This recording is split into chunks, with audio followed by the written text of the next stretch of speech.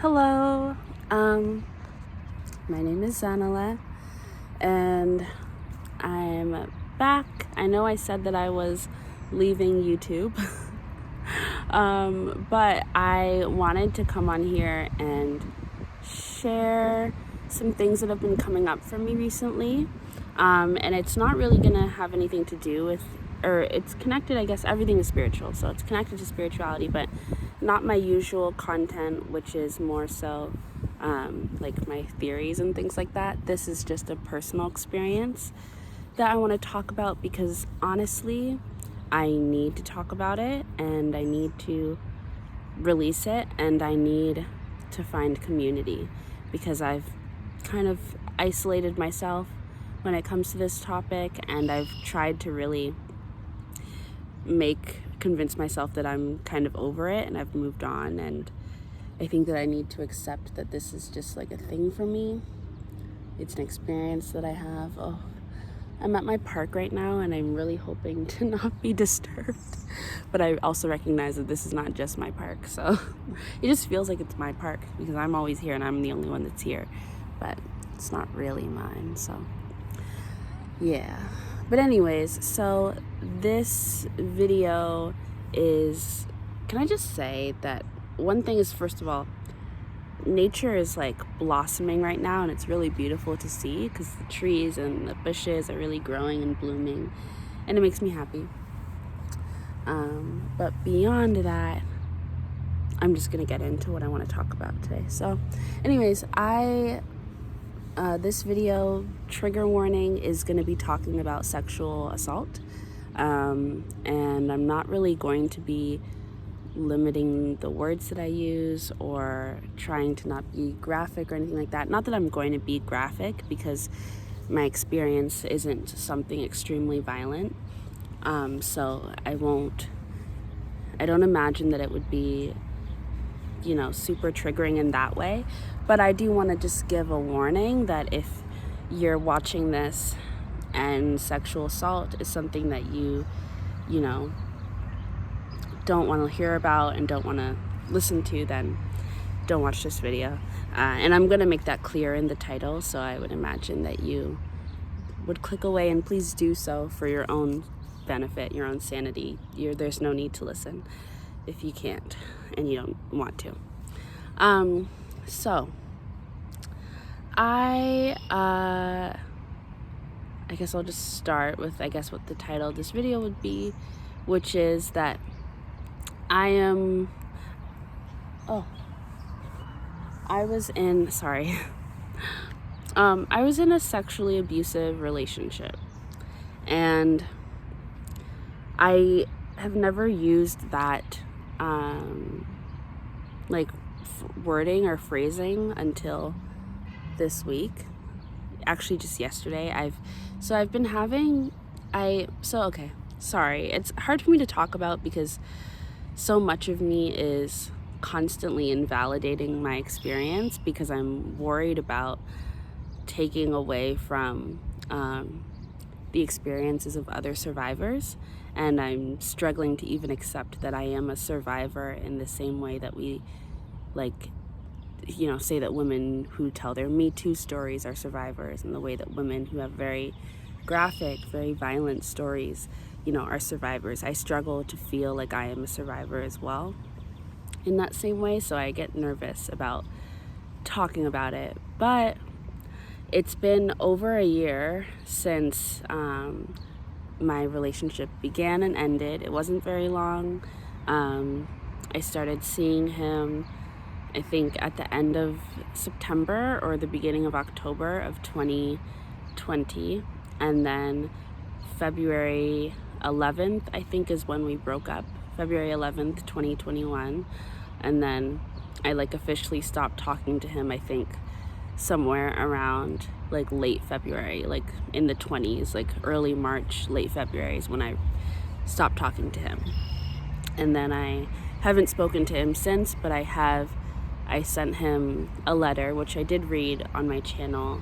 I sent him a letter basically just for my own sanity, but also to make sure that he was aware of how I felt about our relationship and what I think about him. And, I called him a rapist.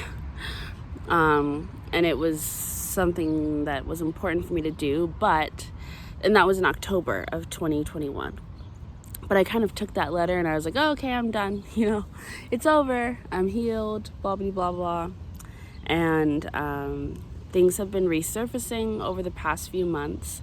And this week, especially the past few weeks, I've been having a lot of nightmares around being sexually assaulted or just any type of weird sexual violence, just nightmares around not feeling safe, nightmares around being attacked, and then I've had literal nightmares where I'm carrying a child, and now that I'm thinking about it, I'm like, oh God, but yeah, just I think it was yesterday or the day before, I had a nightmare that I was running with this baby girl in my hands, and I was being chased by a bunch of men. But then there was I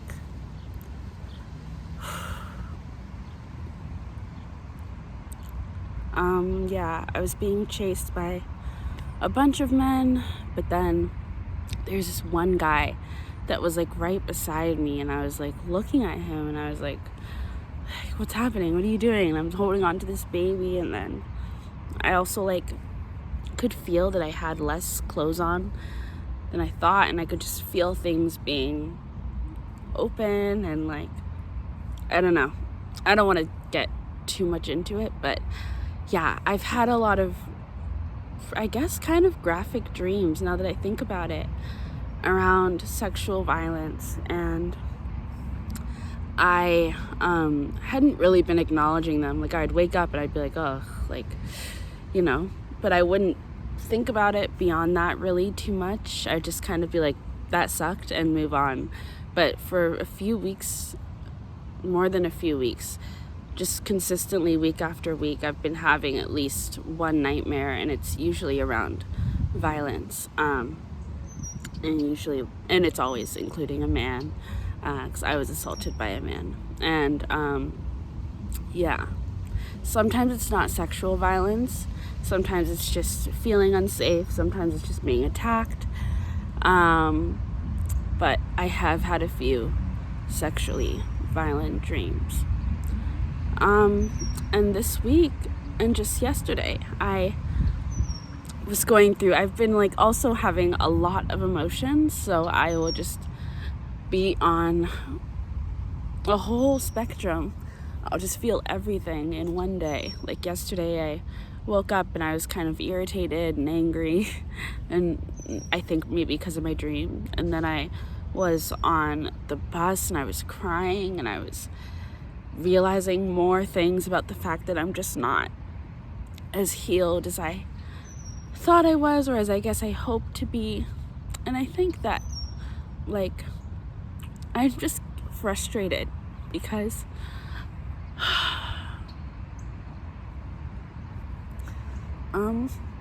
honestly, I just hate that this has happened to me, which is obvious. Oh God. Yeah, I hate that this has happened to me. I hate that this is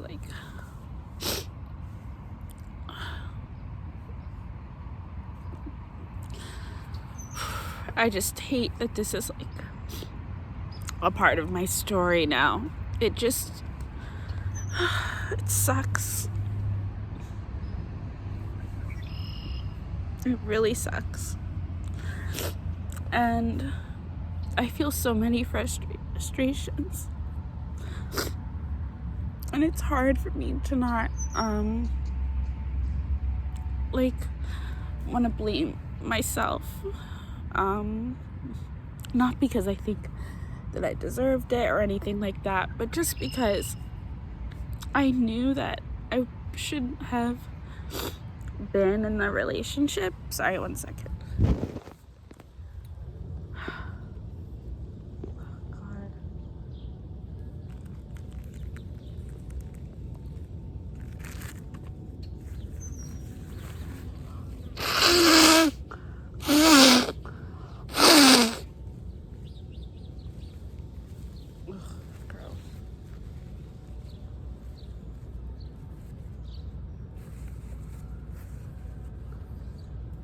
Oh God.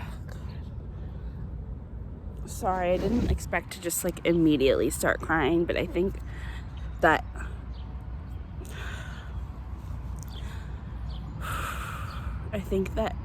thinking about that dream that I had, and thinking about the fact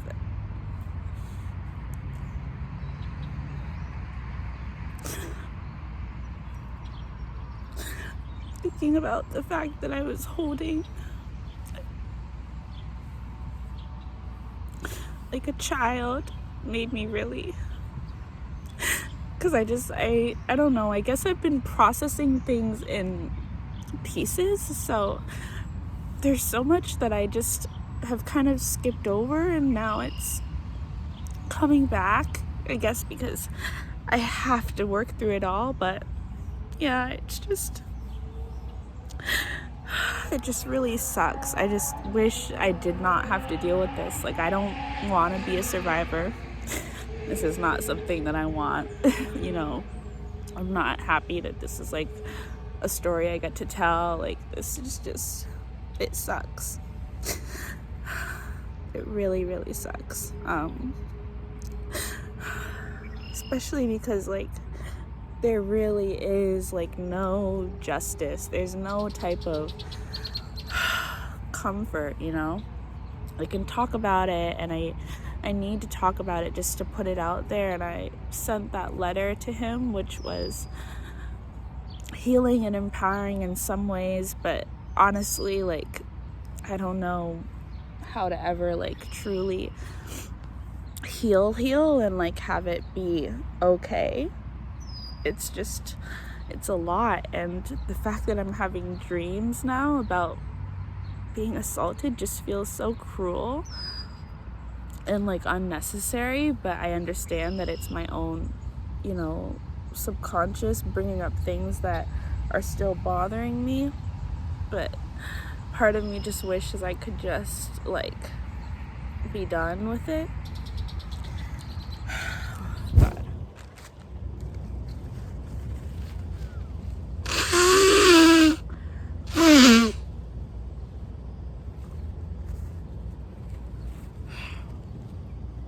Oh God. But anyways, I wanted to do this video because I wanted to talk about my specific experience, because it's not something that I've been able to find a whole lot about. I mean, I haven't gone searching, honestly. I looked for like a support group when I first realized what had happened, or what had been happening, and that was only after we had already broken up. So I looked for like some support groups and some resources, but there weren't any that were like available. They were all full or had already started, or you know. And I talked to a therapist about it, but I haven't been really good at being consistent with therapy, just because I'm tired and I have some financial worries and fears and anxieties that just block me from doing it. And I have this thing where I'm like, you know, I can be my own therapist. And I also don't have a lot of privacy, so I don't always feel comfortable setting up appointments. But I'm trying to fix that now. I'm looking for an apartment. So yeah, but God, there's so many things. Like, I didn't realize that, you know, this assault has been the base of so many experiences and changes that have been happening in my life. It's really been around this assault, which, you know, in a deeper sense has been around my lack of boundaries and needing to have healthier relationships and be more authentic to myself and honest about who I want in my life and who I don't, and what I'll accept and things like that. But yeah, I just have so many like fears. I've never really been like a guy's girl. I don't really have a lot of guy friends, I've always been friends mostly with women, and only really been friends with guys if a friend of mine that's a woman is friends with them. But my fears around men have just gotten even more like, like I just feel uncomfortable and really protective. And there was a time where I just couldn't even go downtown, and I didn't want to go on the train because I was scared of seeing him. And I just, was avoiding. I tried to leave Toronto and Canada altogether because I was like, I don't want to be here. It's just too much. And this park that I'm in has just kind of been my sanctuary. It's one of the only places that I feel really safe. But yeah, anyways, what was I gonna say? So yeah, I wanted to talk about my experience because I was in a sexually abusive relationship, and I haven't seen a lot of representation of that form of sexual assault because for me it's so complicated and confusing and weird, and it's really, really, really in the gray area, it feels like, when it comes to assault. And so it was so hard. It's still so hard for me to fully understand my experience and to feel comfortable using certain terms. I didn't use rape, and I didn't call him a rapist for a really long time. That letter was really the first time that I felt comfortable saying that. And even when I first realized what had been happening, I didn't feel comfortable calling it sexual assault because it didn't seem like it was. It just seemed like an unfortunate circumstance. But more and more I'm realizing that it was. And even then, things are still complex because there's so much of me that wants to protect him and doesn't want, this to be a mark on him. But I'm also why do I care about him? But I'm also people are complicated and things happen, and just because someone does something bad doesn't mean they're malicious.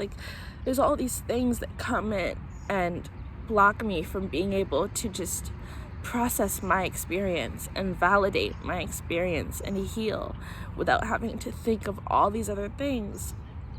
But you have to, or I feel like I have to, because sexual violence is so serious and it's not something to be played with, both as a survivor and then also thinking about someone who's accused. It's not a joke, so I take it very seriously. But that has stopped me from being able to fully validate my own experiences because I'm worried about being wrong or lying or not really knowing what I'm talking about. Oh, God.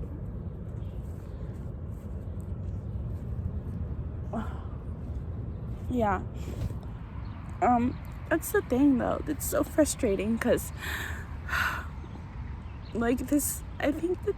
I haven't really been paying attention to this Johnny Depp and Amber Heard trial because it's just a lot and I didn't want to be involved in it. But it is hard to hear I don't know anything about it, and I don't have much of an opinion. I do think that the commentary around it is very violent and dangerous. But for me, it's been hard because I think that a lot of the time, people don't understand how seriously survivors take accusing someone and saying, what's happened. It's not taken lightly, and you're constantly thinking about the other person and what that would mean for them.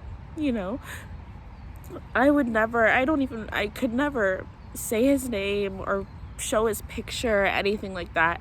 I don't feel comfortable doing that. I don't want to go to the police. I don't want to do anything like that.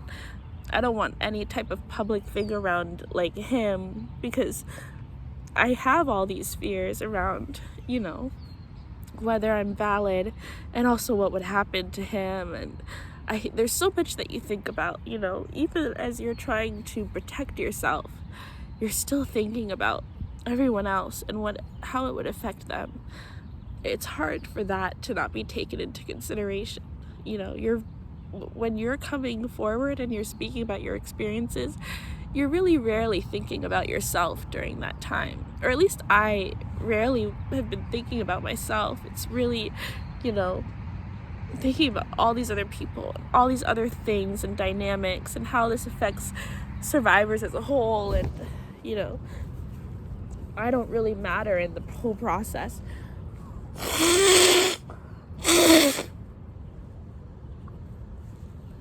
Oh, God, I'm so stuffed. Hold on. I should have brought more tissue.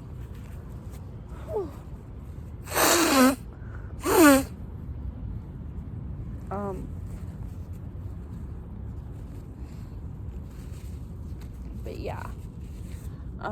I don't know much about that case, but it has been a little triggering in some ways. But honestly, I don't want to talk about it too much because I don't know a lot about it. But yeah, so I was in a sexually abusive relationship, and I wouldn't define it or describe it as extremely violent or anything like that. My feelings of unsafety are complex. They're complicated because I didn't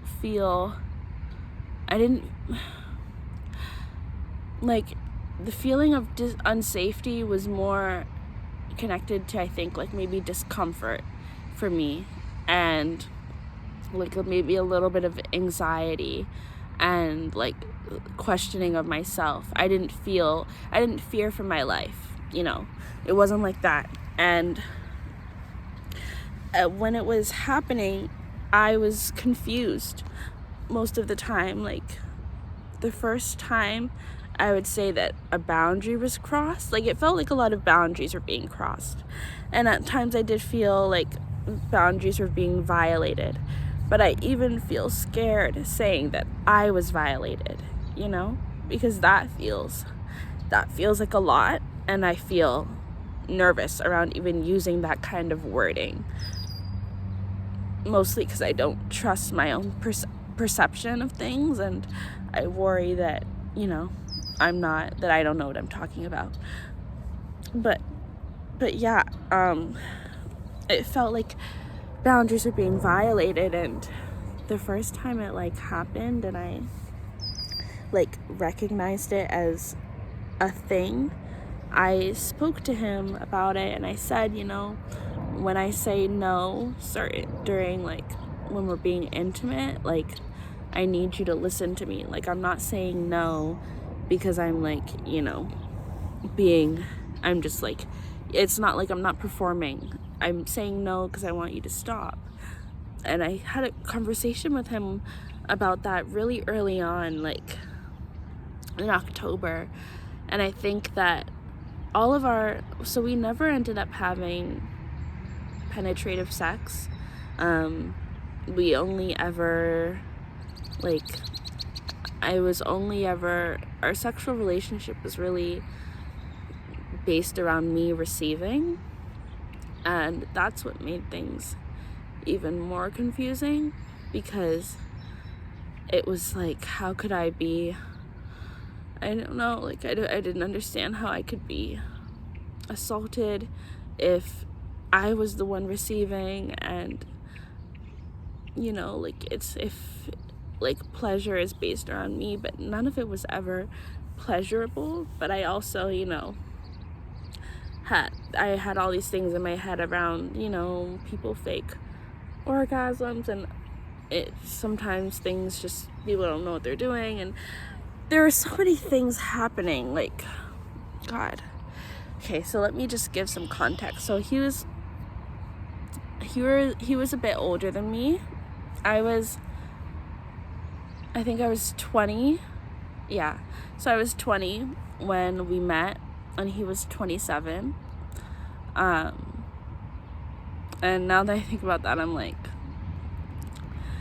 that was a problem. And even then, I knew that that was not something I should do, but I also didn't listen to myself. So, but yeah, he was 27.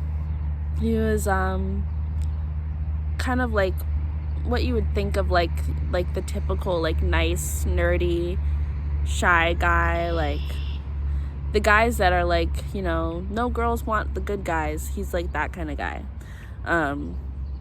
But we did connect, and I liked him. I knew after the first date that we shouldn't be in a relationship, but I very quickly started to doubt myself and question myself. And that was another thing that kept me from feeling like I had any right to claim myself as a survivor, because it wasn't anyone else that pressured me into a relationship. He didn't pressure me into a relationship. It was me. It was me talking to myself and invalidating myself and saying, you're judging him too harshly. You're not giving it a chance. You're all these things that come in just to, make you not listen to your gut. So yeah, I knew right away that it wasn't a relationship that I should be in, but I ignored that. And I continued to go out with him. And it was me that established us as being in a relationship. I was the one that said, so we're in a relationship. I was the one that did a lot of the prompting. I was the one that first brought up like sex and intimacy, and like having a conversation around that. So I was the initiator in most of like the big moves in our relationship, which made me feel like I was the one in control and the one who had the power. Just in over myself. I mean, like I felt like I was in control of myself and what I was doing in that relationship. And there's a lot happening around me in that time of my life. I was also really wanting to be in a relationship. I was really hoping to experience love and to experience intimacy with somebody who I felt connected to. I had had sex for the first time. I think it was the year before that, in 2019. Yeah, turning into 2020, so 2019 December. I had lost my virginity to a guy I had worked with at McDonald's, and that didn't last. We were kind of going out, but not really. It didn't last very long, and that experience was whatever. I mean, it didn't feel good or anything like that, but it wasn't traumatic for me. And then I had had my first sexual experience at 19 with this guy named, or I'm not going to tell you his name, but this guy that I met from OkCupid. We had gone on 2 dates, and on the second date, he invited me over, and he cooked dinner, and then he gave me head. And a lot of my sexual experiences have been based around me receiving, at first. The only one that I've ever had sex with was the person that I had lost my virginity to, so like penetrative sex.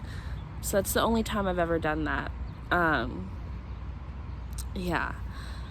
But that is to say that I was in a place in my life where I was being kind of reckless with my boundaries, because I really wanted to experience a relationship, and I really wanted to be in love, and I wanted a partner, and I wanted intimacy. I was also very lonely, and I was also in a place where I didn't have great, like, honest and true relationships around me in general. I had friends that I loved, but I knew that there were a lot of problems in our friendships, and there wasn't a strong foundation, so I knew that those were going to end eventually, but I had no sense of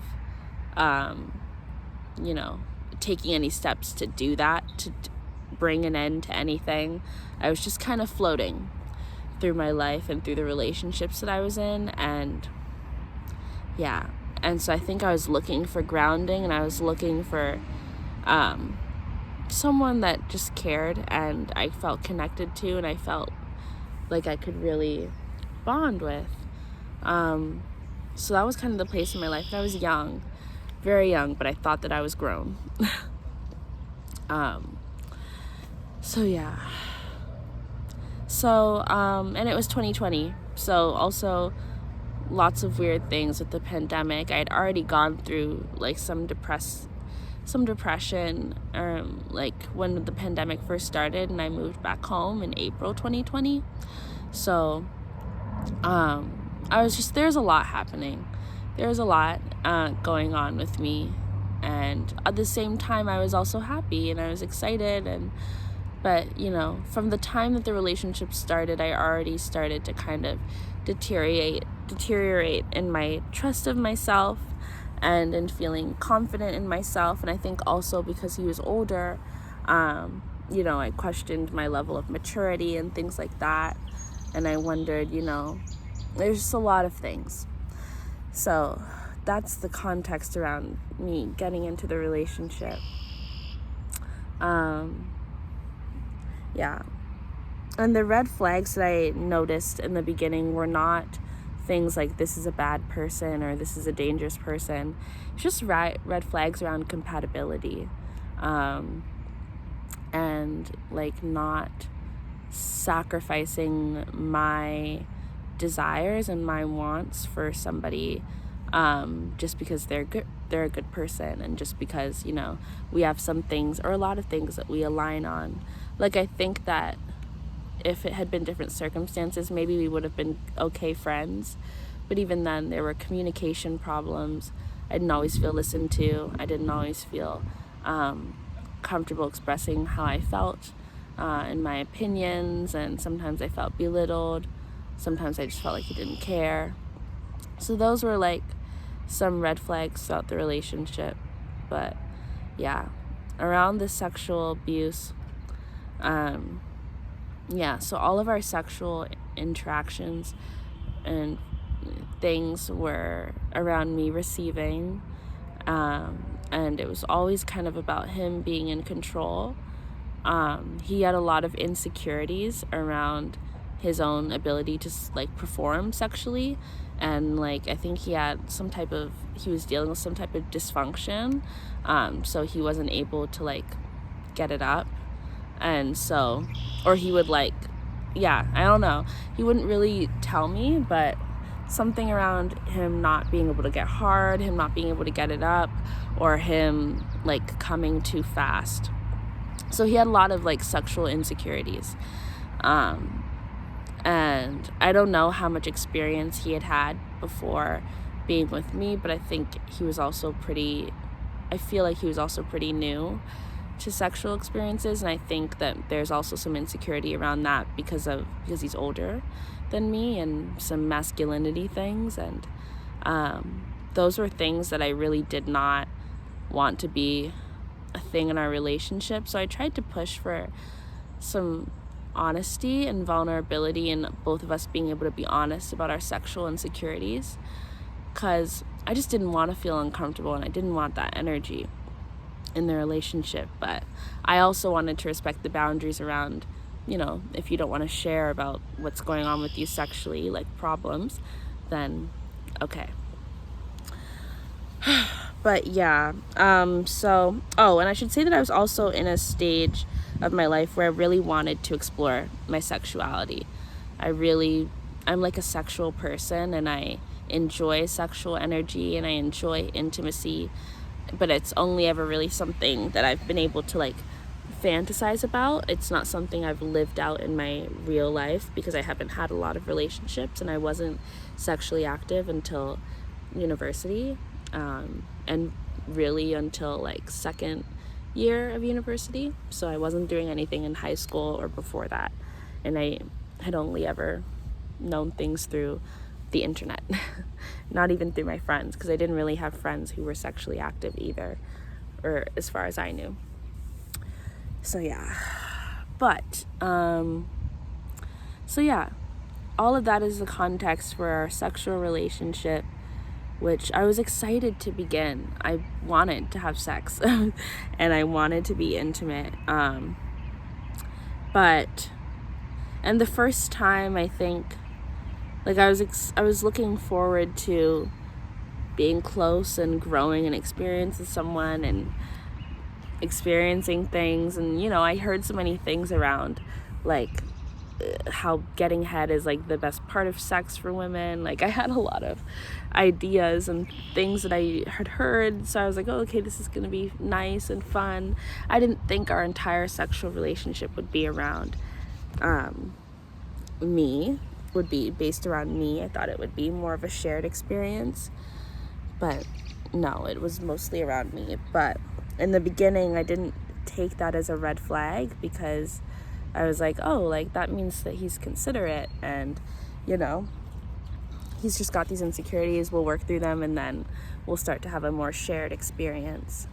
But looking at it now, I can understand that there is a lot of, I think that it's complicated, because I don't think that it was just him being power hungry. I think that he was also trying to explore sexuality as well, and learn more for himself and grow more for himself. I do think it was a very selfish experience for him, and I think it was mostly around what he was going to be able to get out of it, not around me, even though it was based around my body, which was the hard part, because when you're in a position like that, where like the things that we would always do is he would give me head or he would finger me. So that was confusing for me, because it was supposed to be like, the energy around it was supposed to be around like me receiving pleasure, and he said that he received pleasure through me receiving, but I wasn't receiving any pleasure. And I had spoken that to him, and I was uncomfortable, and there were points where I didn't feel safe, and I said no, but it was me receiving, so I didn't understand how I could be a victim. It didn't make sense to me, and especially because I wasn't being held down, and I wasn't being, to me it didn't feel like I was being forced all the time. It mostly felt like I was being coerced, or guilted, or sometimes like a little bit of shame, but mostly coercion and like guilt. And also just like, maybe shame around the fact that like I wasn't adhering to like what the societal standards are for sex and things like that. Like I should be enjoying this, and I should be really openly expressing my pleasure, and if I'm not enjoying it, then I should just be quiet. Which that was kind of the energy around it. And it was honestly, I talk about it and I feel confused, and I feel stupid. I feel like such an idiot. I talk about it and I feel confused, and I feel stupid, and I feel like, what is wrong with you? When I hear myself describe it, because I'm like, I can't even, like, I struggle to take myself seriously, which I hate, because I see how much pain it's caused me, but I still struggle so much to like believe myself, because I'm just like, how did you end up in this situation? Like, how? And while it was happening, like, there's a point I got tired so quickly. I think because I was already experiencing some depression and anxiety already, that I was already pretty worn down mentally, and I had already kind of been like, you are your biggest, hater. I was my biggest critique critic. And so I'd already been beating myself up just around like all things. I just always have had a really negative self voice in my head that really digs deep at me. So when it comes to dealing with that with other people and confrontation and boundaries and things like that, I'm just very loose with it because I feel like I can handle anything and like nothing's ever really a problem.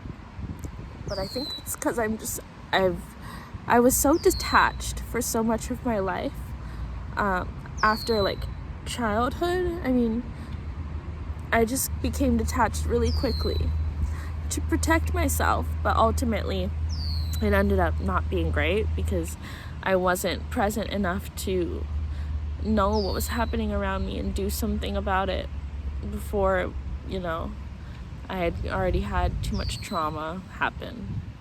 But yeah, I really, what was I gonna say?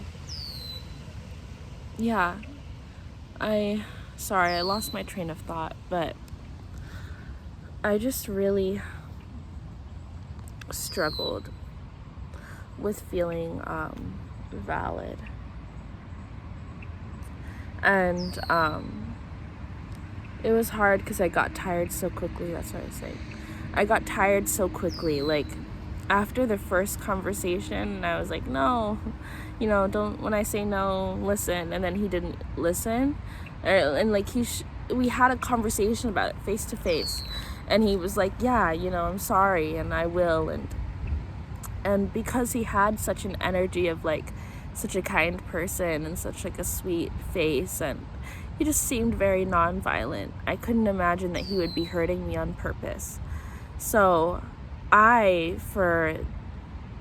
we started having like sex, being intimate, and like, when I'm saying sex, I've already told you that we didn't have penetrative sex, so you know what I mean when I'm saying sex at this point. But yeah, we started like in October, and then like we were dating through October, November, December. I didn't see him for a pretty big chunk of January because by then I was really depressed and it was really setting in that I was in a bad situation, but I didn't understand what was happening. I just knew that I was in a bad situation. So I was kind of staying away and becoming distant, and that's when things started to get kind of weird between us. And I have to thank the universe because there were a lot of things that happened that I think were really good, like, but also there's so many, like, my building had a fire in November, so we had to move out and move to this other place, like on campus at my school. They gave us a room, so that was nice because I kind of got out of a space where I could have him over openly. Sorry. Oh God. Yeah. I got out of a space where I could have him over openly, so it did limit how often we could see each other. But then I just started sneaking him in, so. But luckily, we ended up getting caught once, and then I didn't bring him back over, and he lived with his mom, so I wasn't going over to his place. So luckily, we didn't end up getting to see each other too often after that, which is good. Thank God. But yeah, blessing in disguise. But anyways, yeah, I got tired very quickly, like I said. It's hard for me. I was already very worn down mentally and emotionally. So the idea of continuing to have these conversations around boundaries when I wasn't even sure if, like, it felt like I was in a weird reality, like a warped reality, because I knew what I was saying was justified, but because he was listening and understanding and saying he understood and all of these things, and understanding, I believe he understood me, and then doing the same thing again and again, I felt crazy. And I had already not listened to myself from the very beginning, and I already had a pattern of not setting boundaries and not listening to myself and not advocating for myself in every relationship, not just romantic, but in friendships as well. So I just kind of very quickly was like, oh, well, okay, well, this is what I'm dealing with now. And instead of taking it seriously, I was just like, oh, well, you know, that's just what happens sometimes. And that's just how I took it. It was very nonchalant towards my own violations. I was just kind of like, whatever, boundaries are being crossed. What are you going to do? You know? And I figured that it would like work itself out. I don't know how. I was just too tired. I was so tired. I can't even explain to you. Like, thinking back, I don't know how I did it. Like, I don't know how I was going through life, if I'm being completely honest with you, because I was like worn down. I was like a shell of myself compared to who I am now. So I'm very grateful that I'm not in that position anymore, but it makes me sad for myself. It makes me really sad when I think about myself back then, because I'm just like, I wish I could have done more.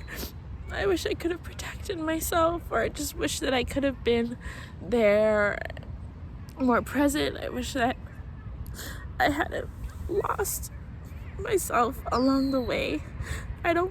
I'm still trying to figure out, I mean, it was obviously like a series of things that slowly tore me down and weighed me down, but I just wish, I really wish I could have protected myself from a situation like this, because it's so confusing and it's so muddy, and because it's so not straightforward, I really have to trust myself to validate my experiences, or else I could very easily just go on not believing myself, and that's scary too, that it's not so clear cut, or it doesn't feel very clear cut. Yeah, but anyways, like I said, I got tired very quickly, so I just kind of gave up, and I would bring it up every so often, and like it had gotten to a point where oh my god, it had gotten to a point, I can imagine my eyes are very red.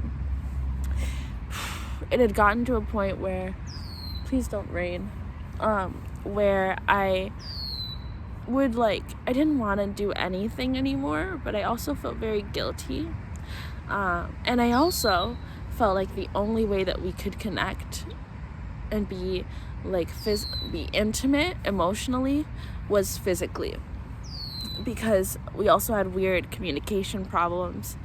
I just didn't feel heard, and I didn't feel like we were connecting and jiving, and I mean, we're not compatible, and I knew this from the first date. So the communication problems were a big problem for me, and my love language is I think my love language is words of affirmation and acts of service are like my top, and physical touch is actually my last, because I wasn't raised in a household where physical intimacy was a thing.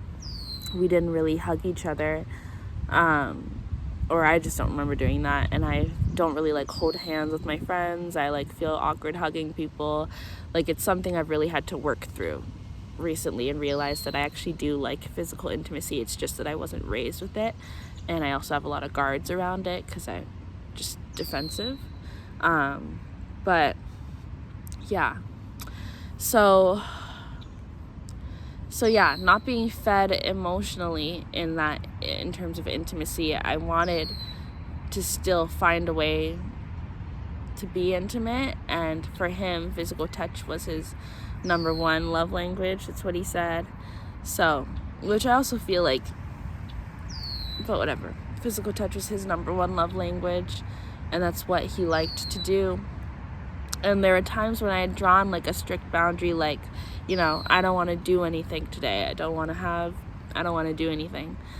And you could feel that the energy was different, It was like, well, why am I here? Or like, well, what are we doing? And like, even when, and he wouldn't say that outright, and he wouldn't even be he wouldn't be obvious about it. It's just an energy thing, and you can just feel that it's not the same. You just feel uncomfortable. I just felt uncomfortable, so then I would just be like, okay, well, let's do this. And so then in that way, I'm like, well, I can't say that he assaulted me, because I was like, well, I changed my mind. I did things because I was, and yeah. So that's why I was aware that boundaries were being crossed, but it did not ever, I never ever said or even had the thought to be like, oh, I'm being assaulted or I'm being, violated, that this could be considered rape. Because I was like, he's not aware that this is happening, and I'm putting myself in these situations again and again. I'm going back, I'm staying. There was, I think, only, and it wasn't every experience. There was a time when I wanted to be intimate, and he was really turned off by my eagerness and my desire to want to be intimate, which was like, oh, okay. So then it was like, well, it's not attractive when I really want to do it, So there was that, and I'm a very energy-based person, so when I pick up on things like that, I really take it in.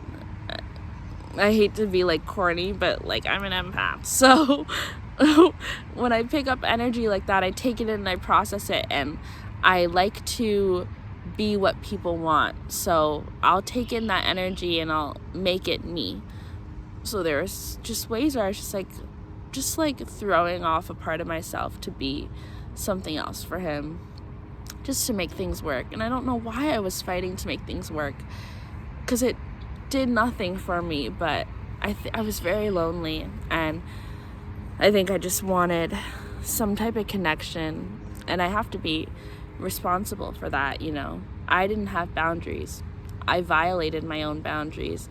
I wasn't honest with myself. I wasn't honest with him in that aspect until the end. And I think that the thing is, though, that I've had to be more gentle with myself, and I'm even scared to post this because I don't want people to be like, well, you're not being accountable. All I've done for these past 2 years, it feels like longer, but I guess maybe it's been a year. It feels like maybe 2 years. All I've done is be very accountable for my role in this situation. All I've done is talk about what I could have done differently, what I should do next time, how I can grow, how I can change. I've really taken it seriously in terms of understanding that I'm not blameless. So it's time that I stop, doing that so much, because I've done it enough. We get it. I know that I'm not blameless, but I also do get to be a survivor as well. I do get to be a victim and be able to not have to carry everything. So that's just what I'm trying to do. I just felt the need to say that, because I just get scared.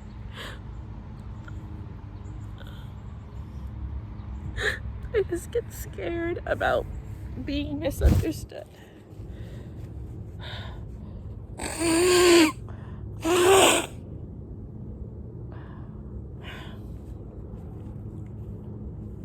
Oh my God. Oh God.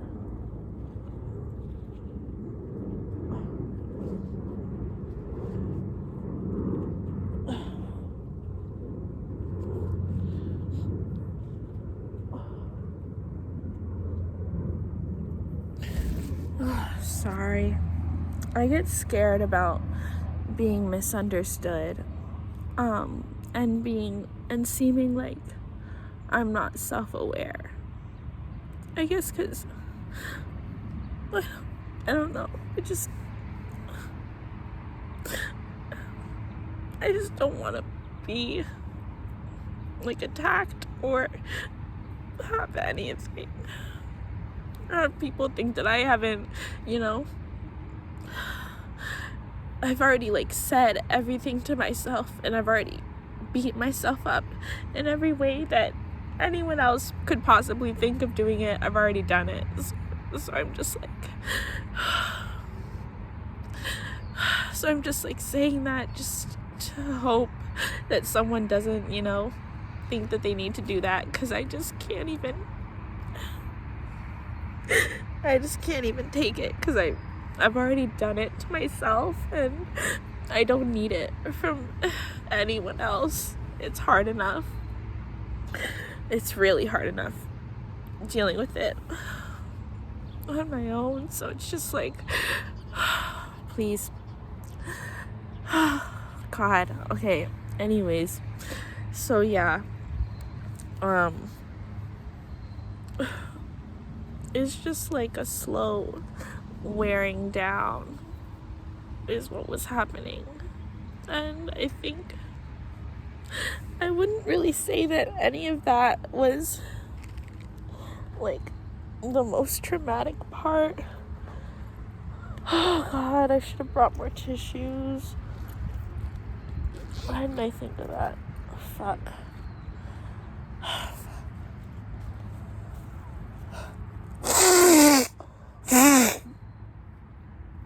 my God. Yeah. It was just a slow wearing down. I'm just like a total loss of confidence. And part of it was me, but a lot of it was also him. And he would do it in small ways. Where I just didn't feel confident in my opinions, or I didn't feel sure of myself when I was trying to set a boundary, because he would listen and pretend like he cared and then break the boundary again and not show any sign that he was aware that he was breaking a boundary. There was no sign of shame or guilt. It was just normal. But I feel like it was obvious that I was hurting and I was in pain, because I would say things. I would try. I tried. I really did. I really did try to advocate for myself. I'd move his hand away, or I'd try to close my legs, or I would just be no. I would say no. I would try and say it with my body language. I would just be distant from him. I would be emotionally distant and not want to hang out. I don't know. I get that, you're supposed to leave. You're supposed to just, but I don't know. It's so hard. I don't know why I didn't leave. I don't know why. I don't know why it took me so long. I don't know why I was fighting for it. I don't know. There's so many questions I have. I want to ask myself and try to understand, but the truth is I was just so tired. And there's just a lot. I was overwhelmed, and I would just get myself into situations, and then I was too tired to get out. And I thought that but I still had this idea of myself that I was in a really good place and I had things figured out. It was so confusing, and I was so confused and lost, and I was a mess. But I tried to set boundaries where I could, and they weren't respected, which only made it harder, because I was well, then what am I supposed to do? I don't know how to explain to you that leaving was just not something in my mind. Because I guess I didn't feel like I needed to. Like, I didn't feel like I deserved to. There was a lot of... I had thoughts about breaking up very early on, but I just felt very guilty. Very, very guilty. Very ashamed of myself, because it was like, well, how could you do that when you were the one that initiated this relationship? And I just felt so irresponsible, because I was like, this is another person, and don't be selfish and all of these things. And it was like, I was thinking about him all the time. Even as I was so distant, I could feel and I felt so much guilt, because towards the end I was really bad with communicating. I just didn't text for a long time. I didn't really want to see him. I didn't really want to talk. And it was like, so I felt really mean. I was dealing with a lot, and I was still really thinking about him and everything. I was trying. It was like, I don't know how to explain it. It was like I was thinking about like the root of him, so I sacrificed what I could. Like, I was so tired. I didn't have any energies, so I couldn't think about his feelings in terms of texting back quickly enough, and those are things that he was irritated about. But like, I thought about his feelings in terms of being intimate in some way, to give him some type of intimacy, and not leaving, because I could feel that I was his main connection in his life, and I was giving him these experiences, and I felt so guilty for taking that away. But then I was also like, who do you think you are? Why do you think that you're so important? So then there was shame around that. It's just like, I couldn't win. I could not win, because more than him being this bad energy in my life, I was attacking myself constantly, in a horrible relationship with myself, in terms of being protective and supportive. And I know that it was a defense mechanism, because I know that ultimately I was trying to protect myself and give myself some type of security and borders, but it just didn't work, because it wasn't healthy.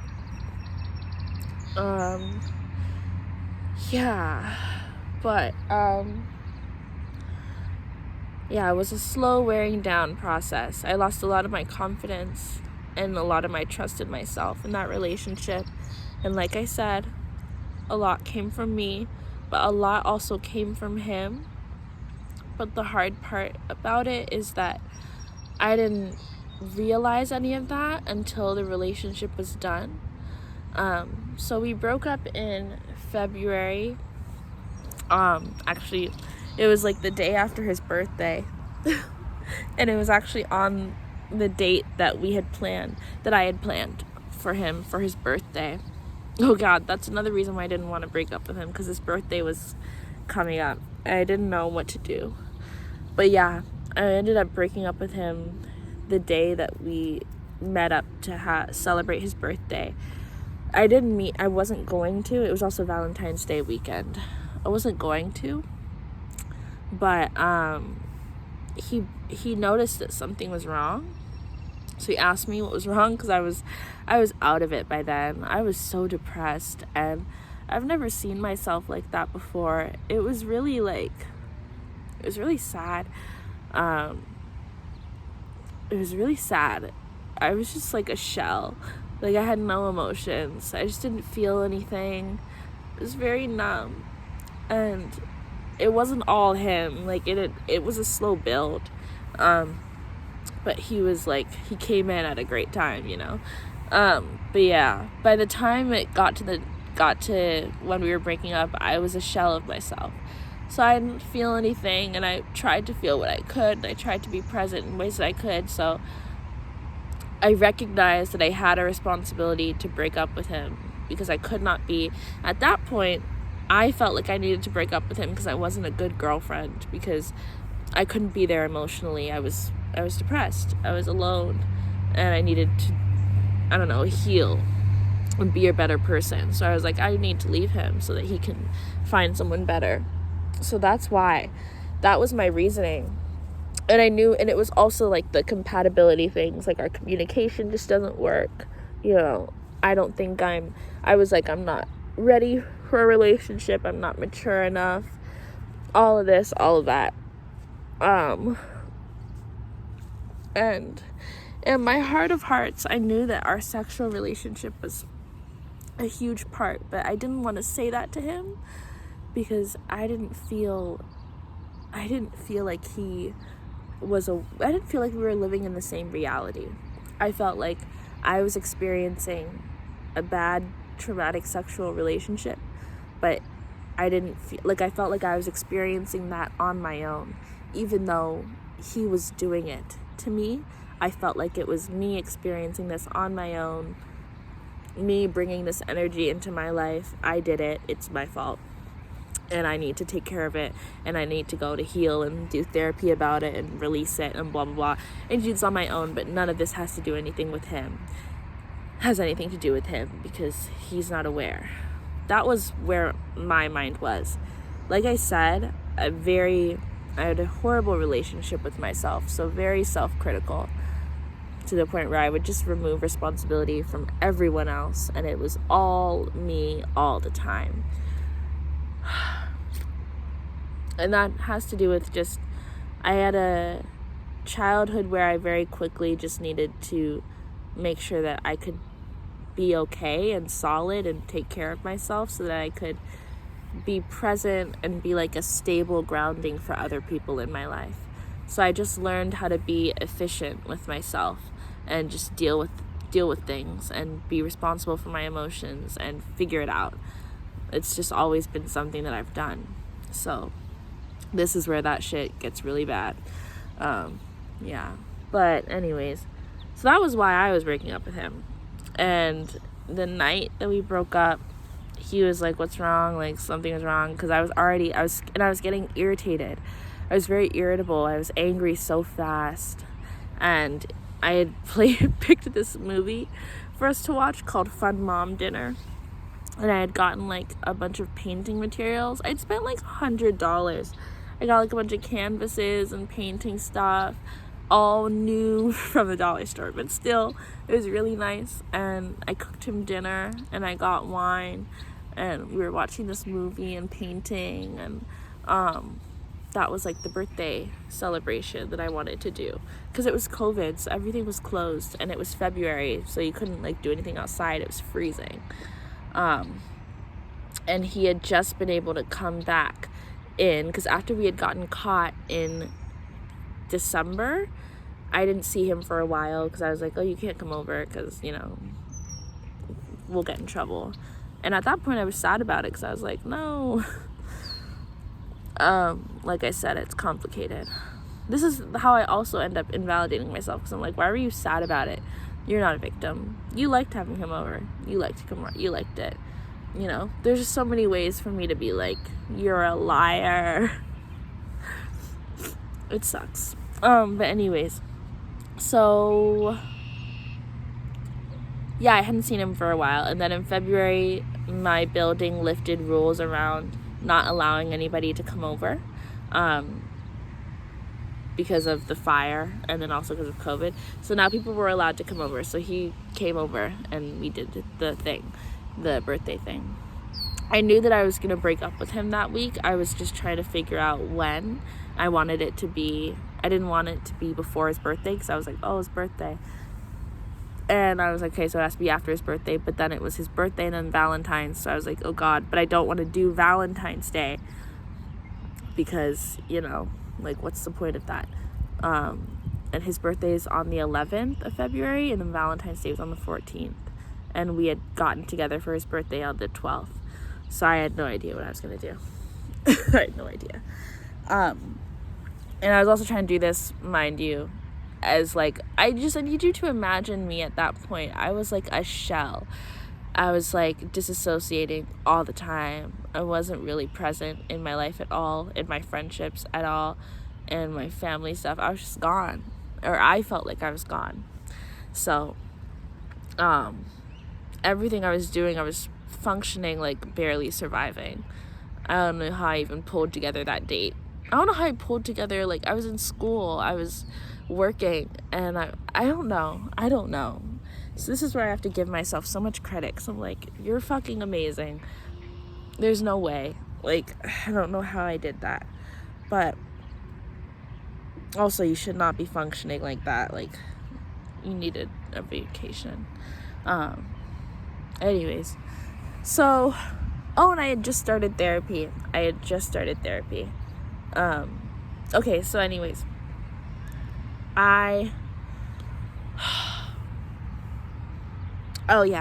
so he asked me what's wrong, and I thought that he was asking me what's wrong, like he knew that I wanted to break up.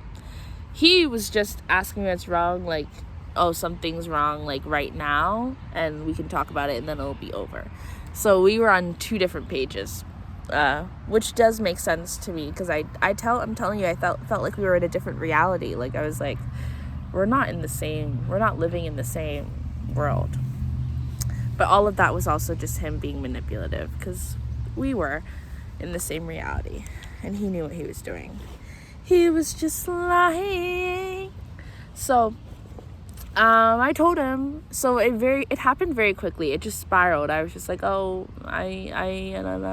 then I said I wanted to break up, and it was a bad conversation. You know, it didn't go well. Obviously, he was shocked. He was kind of drunk.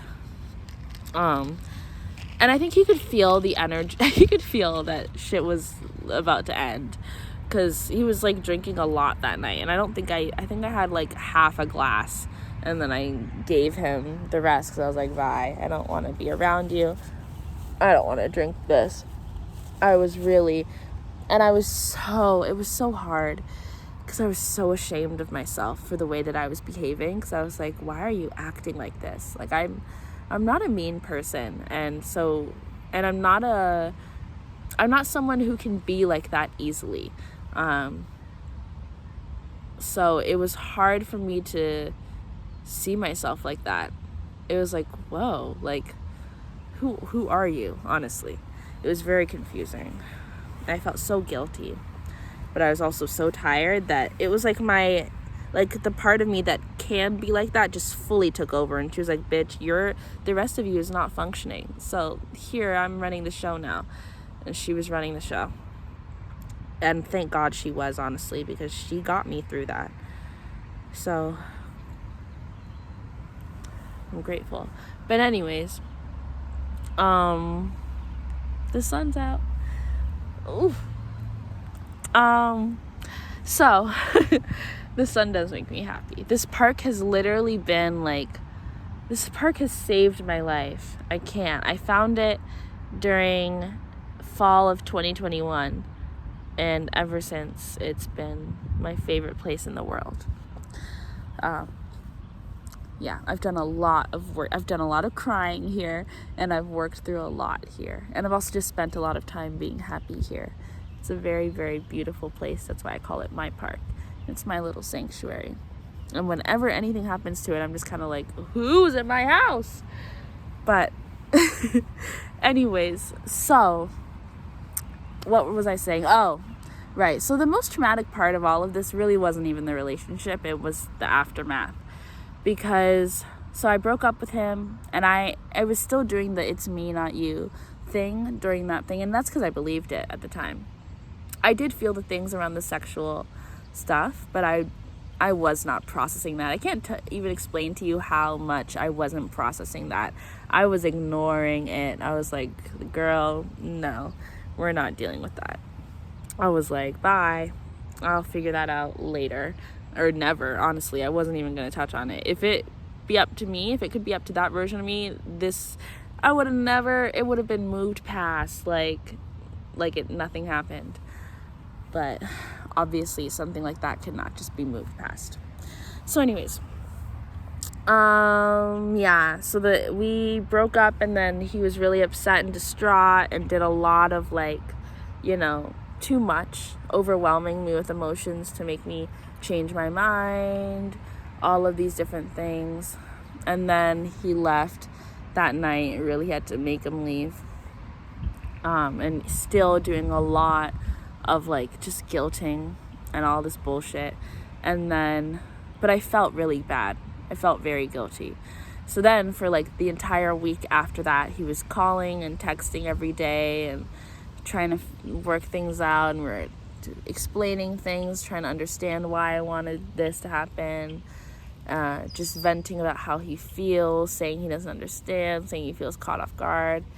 He said something around me feeling like I don't care because I'm not like crying. I'm not a big crier, despite what you might see in this video. I'm not a big crier. It's not really how I express my emotions. In interactions with other people, I don't really cry around things that I guess other people would be like, oh, that's something that you cry about. I'm not a crier. It's like a blocked thing for me. It's something I've been trying to work through because I enjoy crying because it's a really good release and it really gets it out, which is nice. But I don't cry very easily. I've just stopped. And I think that's another trauma for another day. We'll work on it later. I don't know. But yeah, so that was a thing that he was saying. There's so many things that he said. I don't even want to go through it all. Either way, just I'll have you know that the breakup aftermath was manipulative and a mess and confusing, and I felt guilty. But the good thing was that I wasn't changing my mind. And I was like, it's just got to be over. So then we went through different stages in that week. Like, maybe he was like, well, we can still be friends. And I was like, okay, yeah, we can be friends. We can and talk every day, blah, blah, blah. He can send me stuff. We can communicate. And, like, all of these expectations around what I was supposed to be to him, even now that we're broken up. Like, he would get mad because I wasn't messaging him, and, like, responding to things and being consistent even though we're broken up. And I had told him from the moment we broke up that I needed space, I needed time, I needed to deal with things on my own, I needed space to think. I didn't want to talk all the time. He didn't respect that boundary. I told him that I needed some space for myself just to figure things out. Didn't respect that. And then the night that things really which I don't even know if I would kind of describe it as like the worst night of my life, was just this random night where he wanted to get on a call. So we called, and he was like, I still feel like you're not being honest about why we're breaking up and things like that. I just want to know the truth. So I just started to kind of tell him that, and the way I had framed it was like our sexual relationship. I was trying to be very sensitive because I knew how much of an insecurity sex was for him, and I didn't want to hurt him. So I was just kind of like, our sexual relationship, just like there were just certain things that would happen that just didn't feel great, and I just wasn't very comfortable, and like, I don't know, just like it just wasn't working, and I felt like there are certain boundaries that you weren't respecting, but whatever, and blah blah blah blah blah. And then he basically admitted to me that he was aware of all the times that he had crossed the boundary. He was aware of all the times that he had not listened, that he had ignored me saying no, that he had coerced me into sex, that he had just violated me. He was aware of the fact that he was a rapist. Like, he was aware. He knew it. He knew the whole time. He didn't give a fuck. He just did it because he was insecure. And he said that he did it because he was insecure, and he wanted, I don't remember exactly what he said anymore. Something around him being insecure, something around him wanting to prove that he could do things. I don't know. It was about him either way. He was being selfish, and he was insecure, and he wanted to prove his own manhood. Something like that. That's why he was raping me and assaulting me. That's why, because he was insecure and he wanted to prove his own stuff. I don't know. It's like I can't even. Anyways, I just can't. I don't have it. I don't have it in me. It's like, it's laughable when you're not like depressed and thinking about it. It's really laughable. And I thank God that the sun's out right now, because I think that's the only reason why my energy has changed so quickly, because I feel the sun and I'm like, oh, happy weather, sun time. But bitch, when I heard that, it was like, if I had thought that I was shut down before, I was like, new lows. You never know how deep rock bottom goes. You never know how deep rock bottom goes until you really be in the trenches. Because I was like, whoa, like, what? Like, because hearing that, and that's the thing that sucks the most, is that I was only ever going to believe that I was a victim through him admitting it, you know? Like, I could never validate myself. Like, no, I needed him to say it. I needed him to also agree that he was violating me. And once he did, it was like, oh, well, fuck, you know? I've been in an abusive relationship this whole time, considering him, trying to think about how to protect him, trying to think about how to be a better person for him, trying to think about how to be good and be a better partner and how to, you know, not be an asshole. And here he is, you know, sexually violating me because he's insecure. It was just like, what? It was crazy to me. It was so crazy to me.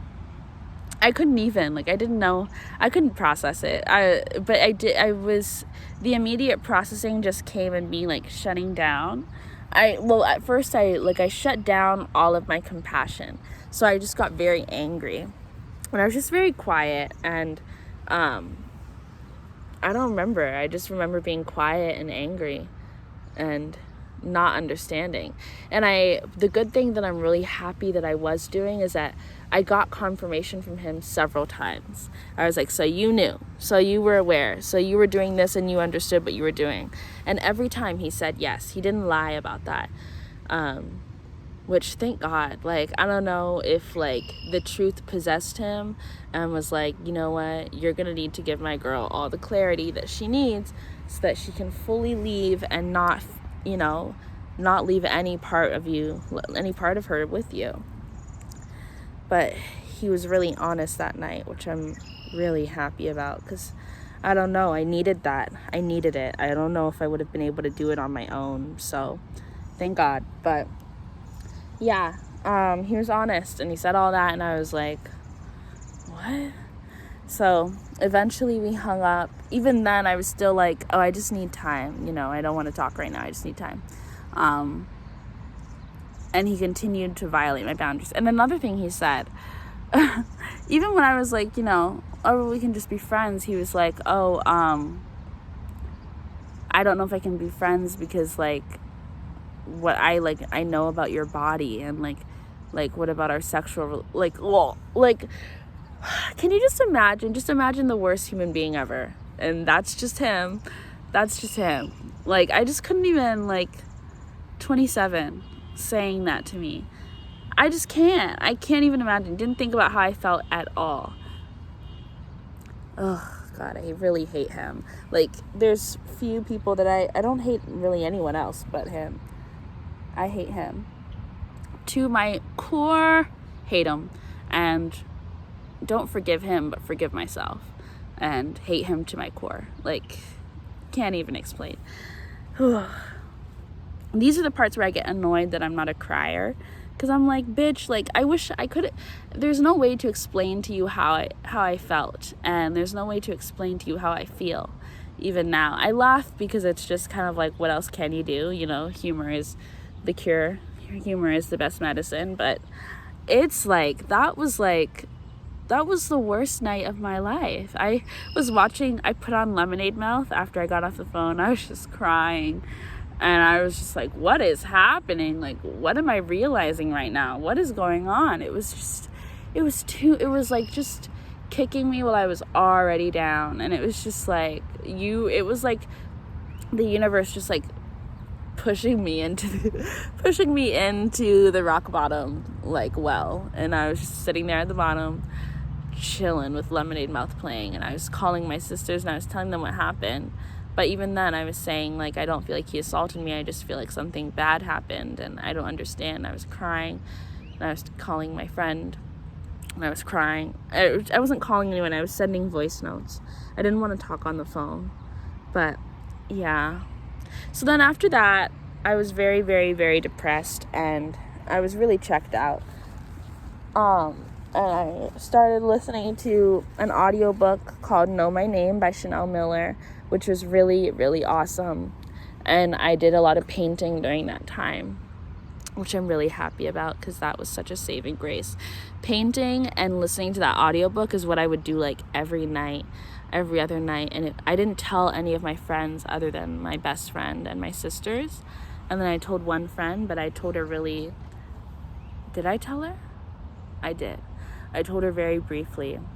I didn't really go into it, and she was just like, oh, I'm sorry, and blah, blah, blah. But anyways, yeah.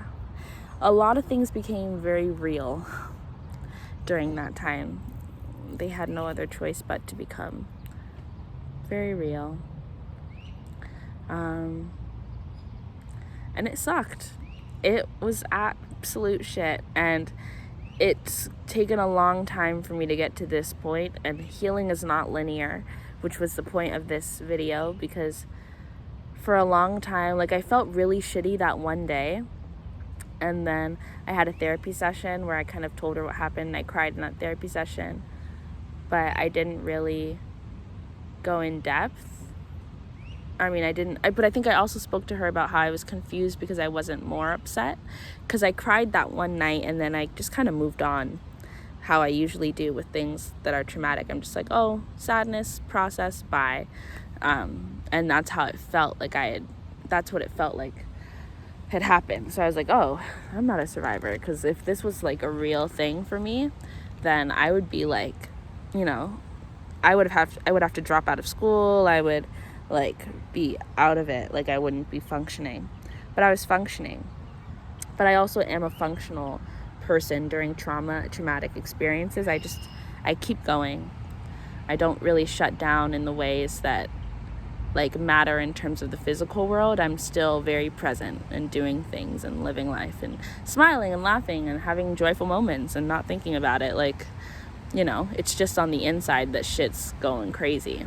But not even on the inside where I'm feeling it all the time. There's a lot. I would think about it. And I would try to cry and I would try to be upset and all of that, and I wouldn't feel anything. I would just feel whatever. And I looked up other women's experiences, and I only found one article talking about interviewing 3 women who had also been assaulted by romantic partners, and they said it was the same thing, and most of those women stayed in their relationships because it was just kind of a thing that happened. And I was like, fuck, and intimate. And it was so funny. Timing is so funny, because at the same time I was doing this thing with my school and my best friend for this book called They Said This Would Be Fun, which was by Eternity Martis. You should read it. And it's about Western University and her experience there, and she talks about sexual violence and intimate partner relationships and abuse that happens. Oh my god, there's a person. And abuse that happens. And we were talking about assault, and we ended up talking about Chanel Miller and her book Know My Name. And it was just so interesting that all of this was happening at the same time. It was interesting because we started the reading and that whole club around literally the time that I got into the relationship. And then so the universe is funny. The universe is very, very funny, but in a fucked up way. Wait. Yeah. Yeah. I'm just trying to figure out if my timeline is correct, but I think it is. Anyways, yeah. So I would say that was a huge point. I'm sorry, I'm all over the place.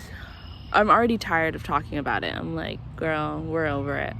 But healing is not linear, which is my point, because this week and these past few months I've been having a lot of assault dreams, which is what I started this off with, and I was like, what the hell is happening? And then it wasn't until yesterday that I had that specific dream, and then I had to admit to myself that I was in a sexually abusive relationship, and also admit that I'm not over it. Like, I know that I'm not over it, but just in the way where it's like, I'm really not over it, like, I'm really still dealing with this. Like, this is really an issue for me.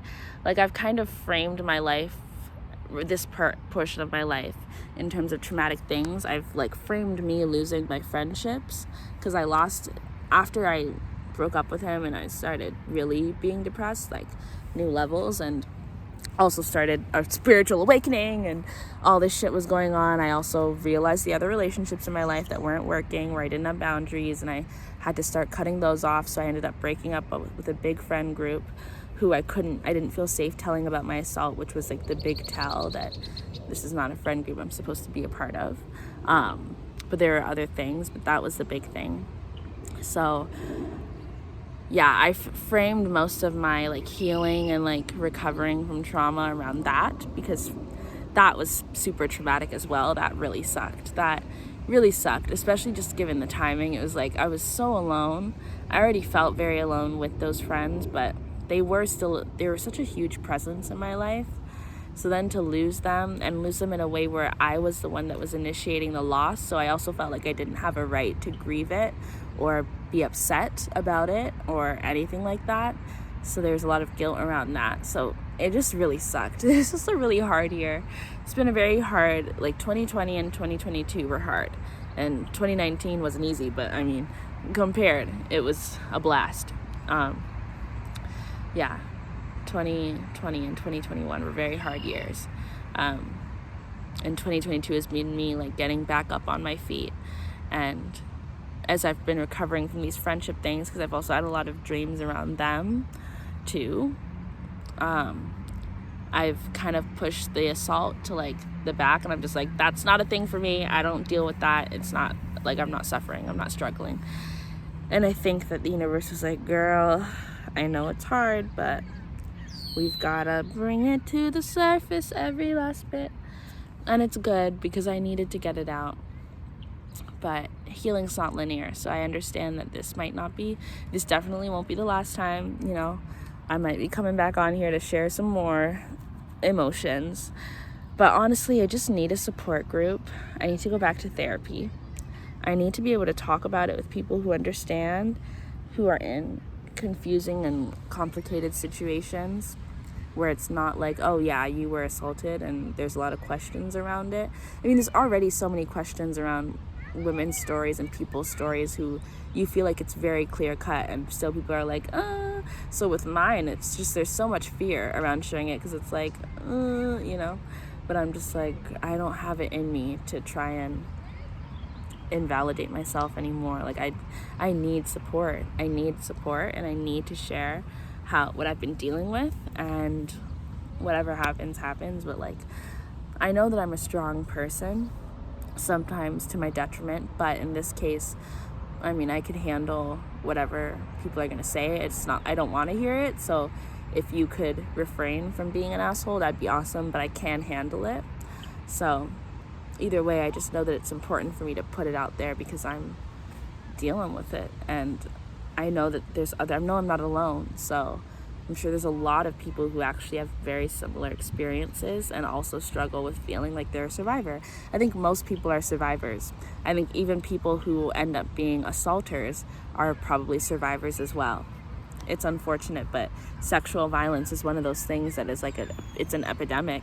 It's just in everything, and it's one of the roots that we need to heal within our society. And it's interesting, because what I've found also resurfacing this week is one of my deepest desires, which is also so complicated for me and confusing and makes me feel weird and guilty and shameful, is that I am really passionate about sex work and spiritual sex work and spiritual surrogacy. And those are things that I really, really love to explore as like a career, and dreaming about doing work like that. But I also feel very, very weird around getting into that. But I know that that's going to be part of my sexual healing, and just my healing, and just the work that I'm meant to do while I'm on this planet. but thinking about doing sex work in the spiritual context. I mean, everything is spiritual, so, but I'm just calling it spiritual sex work because we have a certain understanding of spirituality, and that's the understanding in which I'm pursuing sex work, but everything is spiritual. But yeah, that's something that I want to do. And as a survivor, now I'm just like, what? Well, that's kind of, how is that going to work? But we'll see how it works. And I think it makes sense. And it's something, I've always been a sexual person. So even me think, that's also what feeds into my, not believing myself. Because I'm like, well, aren't you just a sexual, and maybe you wanted, and I don't know. But, I do know, and I know that's not true, and I know that things are complicated, and the gray area is called the gray for a reason. It's foggy and cloudy for a reason. Things aren't always going to be clear cut. You're not always going to be able to get the perfectly crystal clear answer you want, but you have to be able to live with that and move on and see all sides and still decide to love yourself and protect yourself and support yourself regardless of how complicated things are. And that's what I'm choosing to do and trying to do every day. And that's where I'm at as of right now. I am really hoping the dreams stop because that sucked and I don't want any more. So I would love for that to stop. But what I would also really love is to find community with other people, other survivors. And I'm even thinking that, most of us, if you've been catcalled, I mean, honestly, you're a survivor in my opinion. Because being catcalled as a child is traumatic and it frames a lot of how you exist in the public sphere. And I would consider that sexual violence. And I think that most people are survivors. So it doesn't really matter.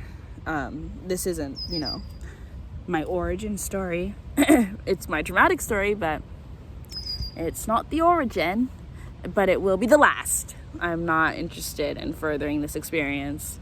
I'm good. I've learned all I need to learn. I don't want any more traumatic experiences. And they don't even talk about how, they do, because they say that once you've been assaulted, you're likely to get assaulted again. It's not funny. It's funny. What is that TikTok sound? Not funny, haha, funny, weird. It's like that. But, and I understand exactly how it happens.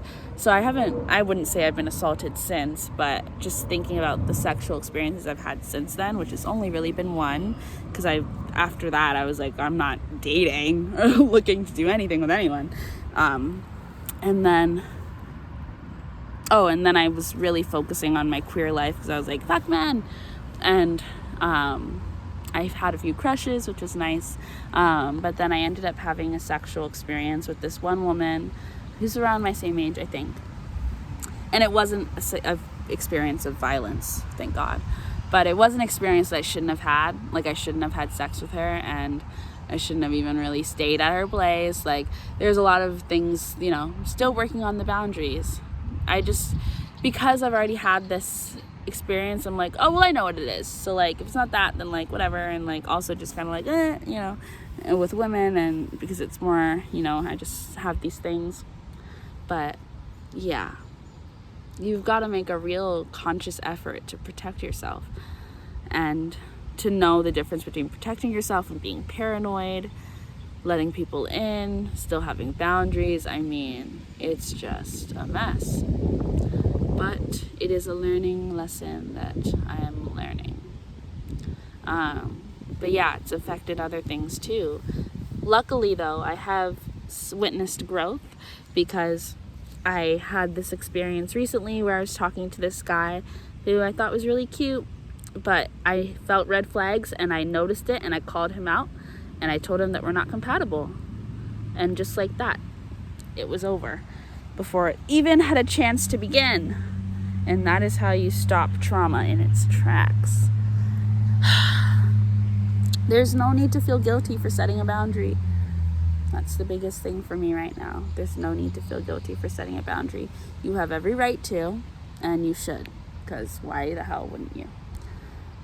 So yeah, I feel like I've said all I want to say for now. I don't even want to dive into that dream. What a traumatic, horrible dream. What a horrible dream. I've kind of gotten over the fear of seeing him in person. Then for a while I was really staying home. I was a hermit because I was like, I don't want to see anyone. I don't want to be around people. I don't want to have to explain myself. I don't want to. But now, and then I went through a very combative phase, and I'm still kind of in that phase where I'm looking for conflict, where I'm kind of like, I want someone to try me because I'm already angry and I've got things to work through, and I'm ready. Like, I'm ready to fight. So I have that energy within me, but it's subsiding, which is nice. And now I'm getting comfortable moving out. I've got a job. I got a new job, and I'm, coming back to life, because I had like kind of dropped out of school and I quit my job and I tried to move away and then I moved back, but I went through a lot trying. Oh no, I need that tissue. Trying to run away from all my trauma, but I have since been healing that. March and April were months of me just having to sit down and chill, and it was a different type of rock bottom, because I was at rock bottom in terms of my physical circumstances. I was really like, it was giving loser, but in terms of my mental and emotional, I was giving joyful. I was depressed only when I was thinking about the fact that I could be perceived as a loser based on my life, but in actuality I was quite happy. I was just sitting in my park chilling, and I was just seeing the differences in what rock bottom can look like, and which version matters and which version doesn't, and which is a phase and which is a cycle that you need to get out of. And yeah, just been learning. But this week was a little reminder that healing is not linear, and a good time. I've tried to film this video a few times, but in ways that did not make any sense. And this is the way I needed to film it, where I was just crying and talking about how I feel, and it was a mess, because this is what healing and working through shit looks like and feels like. It's not linear. It's not linear. It's not linear. It's not perfect. It's not aesthetically pleasing, and you make mistakes, and it's complicated, and responsibility and accountability is a complicated thing. And it's pissy and bitchy, and also sad and sorrowful and compassionate and loving and resentful and spiteful and hateful and angry and enraged and all these things. And yet it must be done. And I'm grateful for it once I can release it. But when you're in the thick of it, it's like the clouds. I mean, the weather literally gave you an example of what it was like. I was in the thick of it, and it was cloudy, and it was gloomy, and then now here's the sun. And I'm overheating because I've been talking for too long. And I need to go get some Starbucks and treat myself. So I'm going to spend the rest of my day being happy. I'm going to try. And continue to let myself feel things and just flow with it. And yeah, but thank you for listening. And if you have your own experiences, feel free to share them. Or if you just want to vibe, feel free to vibe in my own sorrow. Sometimes watching people cry is therapeutic, so if you just want to watch me cry, that's totally fine by me. If you want to read the letter that I wrote to him, then you can. I think I read it on my YouTube channel, and I called it restorative justice, restorative justice or restorative healing for survivors. Writing a letter as restorative justice, I think, is what I called it. And that was my way of trying to get some type of justice for myself. Back in October is when I did that. And I'm really happy I did that letter. So if you want to hear that, then you can. I think I also cried in that video. So crying happens sometimes it doesn't. And either way, there's no right way to heal. As long as you're trying, you're doing it. Even when you're not trying, you're probably still doing it. As long as you're taking care of yourself, trying to be there for yourself, trying to give space to yourself and being gentle with yourself, you're healing. And that's all that we can ask you to do.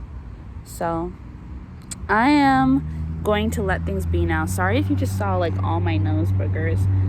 I was very stuffed in this video.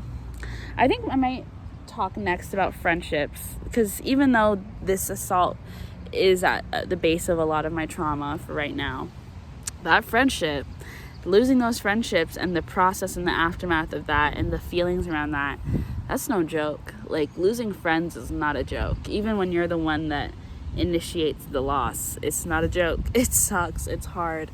It's hurtful. It's complicated. Just like romantic relationships, sometimes even more so. And that was traumatic for me, but now I can feel like I can say that I'm on the other side of that portion of my experiences with trauma, and I've been working through a lot of that. I know healing's not linear, so whatever, it might come back up, but I think I'm in a really good place around that. And so I might talk about that too, because yeah, dealing with things like this alone, and then also dealing with a friendship loss, was not fun. It sucked ass.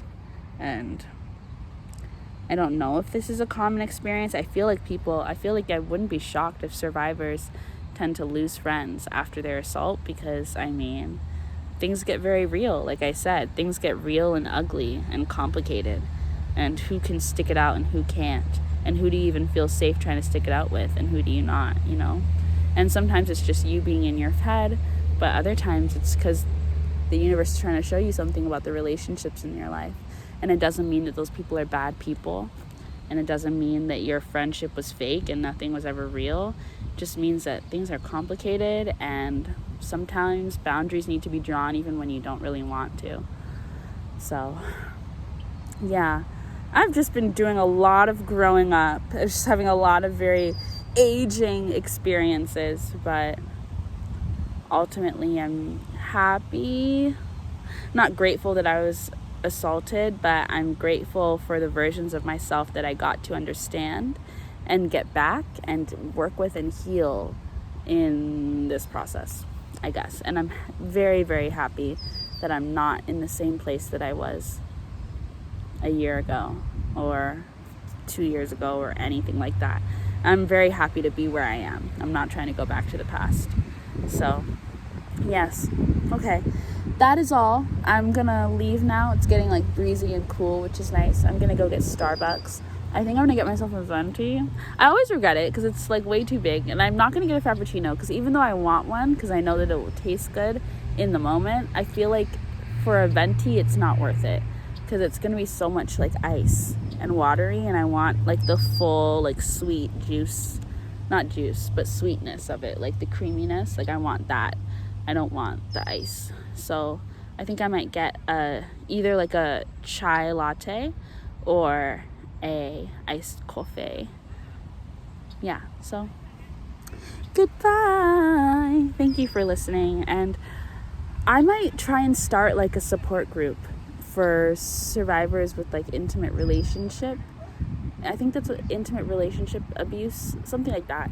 Just for survivors in general, whatever you would feel comfortable with. But if you see this video and you feel connected and you need a space like that, it would be totally free, obviously. And it would be co-run. I wouldn't just be running it because I don't want to just run it. I don't want to do that. I'd love for us to share that space. But yeah, let me know if you end up watching this and want to do that, because I'd be very happy to do that with you all. So, goodbye.